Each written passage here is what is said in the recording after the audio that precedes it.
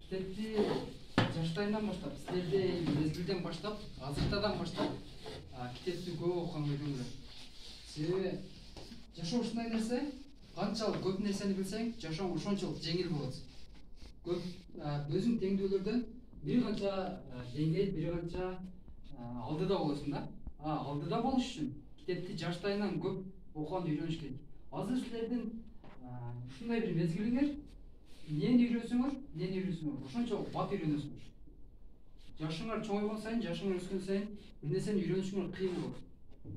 Жашооңордо көп маалымат болот дагы, айрыкча азыркы мезгилде маалымат ушунчалык көп. Бир нерсени үйрөнүшүңөр кыйын. Көп нерсени күндө ар нерсени көрөсүңөр. Биринчи көргөн нерсеңерди, бүгүн билген нерсеңерди эртең унутуп каласыңар. Ошол үчүн азыркы ушул мезгилден баштап китепти көп окуганга үйрөнөлү. Кайсыл жерде болбосун мунун пайдасы тиет, сөзсүз.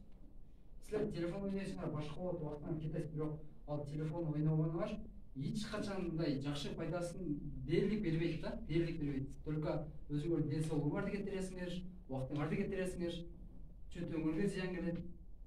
Ошол үчүн азыртадан китеп окуп чоңойсоңор, көп нерсеге тез ой жүгүртүп, китеп окуп атканда бир эле учурда тамганы да окуп көрүп, ошол эле учурда ошол китепте эмне айтып атканын билгениңер үчүн мээңер ошол нерсени кабыл алат бир эле учурда.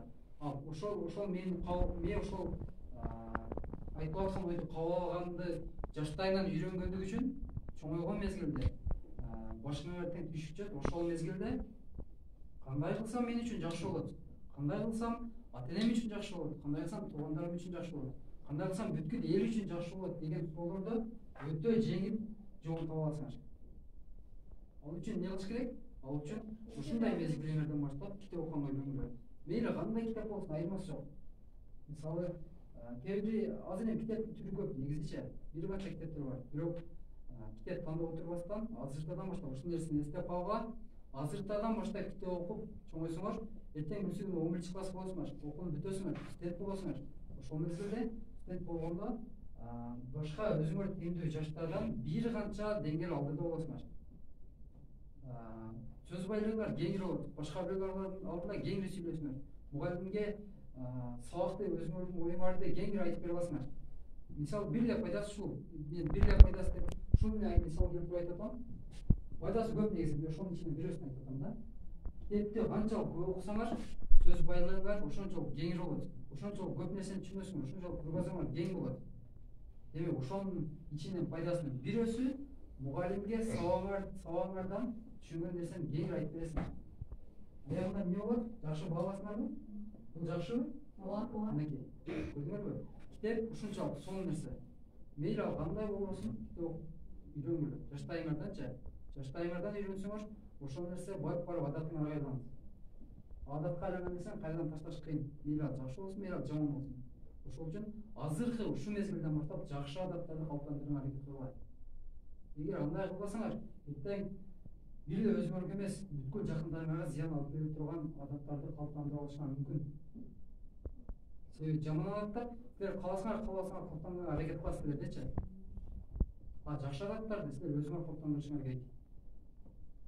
Ошол үчүн китеп окуу мезгилинде ойлоо дагы, кругозор дагы бир топ өлчүт. Ошол учурда китептеги айтылган маалыматты сиңирип атканыңар үчүн көп нерсени билесиңер. Бүткүл өзүңөрдүн айлаңарды эле же мектебиңердин үстүндө эмес, бүткүл дүйнө жүзүнүн үстүндө ойлонгон болуп, жаштайыңардан көрөсүңөр. Ушул жерде туруп, Америкада азыркы учурда эмне болуп атканын билесиңер, мындайча айткандачы. Телефонду эле колдонуп ал нерсенин такыр туйу жок. Бирок баардык нерсенин өзүнүн ченеминен болгону жакшы. Азыр биз телефонду өзүнүн ченеминен бир канча деңгээлде көп колдонобуз. Ал силердин көзүңөргө зыян, биринчиден эле көзүңөргө зыян. Эч качан унутпагыла, телефон көзүңөргө зыян, убактыңарга зыян, өтө зыян убактыңаргачы. Игра ойнойсуңар, силерге эч кандай пайда алып келбейт игра. Силерге эч кандай билим бербейт, эртең керектүү нерселерденчи. Силер билимиңер болсо, анан кийин жашооңордо жеңил жашайсыңар. Билимиңер болсо, жакшы акча таба аласыңар. Айрыкча эркек балдарда эртең оюңарда үй бүлөнү багуу деген жүк турат. Үй бүлөнү багыш үчүн эмне болуш керек? Жакшы акча табыш керек. Жакшы акча табыш үчүн алыш керек, билим болуш керек. Билимдер жокпу? Эртең бүрсүн кара жумушка келесиңер. Эртең бүрсүн кайда кетмен чабышка келесиңер. Эртең бүрсүн кайда талага чыгасыңар. И анын бирок будан кийинки мына силер теңдүү жаштардын максаты андай талак чыгып неме эмес, кетмен чабуу эмес. Жакшы билим алуу, Америкага барып, Германияга барып, дүйнө кыдыруу. Ошол учурда эгерде жакшы билим алсаңар, байлык, бийлик силердин артыңардан жүрөт. Силер байлыктын акчанын аркасынан жүрөсүңөр, азыркы игранын аркасынан жүрөсүңөр. Силерде кул болот. Эч кандай пайдасын бербейт аягында. Ошол үчүн азыркыдан баштап бир ойногонго эмес, телефон ойногонго эмес, көчөдө түнү менен жүргөнгө эмес, бирөөнүн үйүнө урлук же бирөө менен мушташканга эмес, өзүңөргө жакшы адаттарды калыптанганга аракет кылган. Себеби ол адаттар силер аракет кылбасаңар да калыптанасыздар, зыянын берет сөзсүз. Ошол үчүн ал нерселерден качып, сабагыңарды окуп, өтө жакшы сабагыңарды окууга, главный сабакты окууга, китеп окууга, сөзсүз, сабактан сырткары китеп окууга. Ошондой болгон мезгилде гана силер жашооңор жакшы болуп, бир канча алдыңарда кыйынчылыктар болот, эртең көп кыйынчылыктар болот. Ошол кыйынчылыктардан жеңил өтүп аласыңар. Булардын негизгилеринин бири сыноолордун эртең эле силерге тааныш болгон нерсе ОРТ, ЖРТ деген бар. Университетке тапшыруу үчүнчү. Азыркыдан үйрөнүп барсаңар, ошол нерседен жеңил өтөсүңөр. Силерге дээрлик эч кандай кыйынчылыктар келтирбейт ал.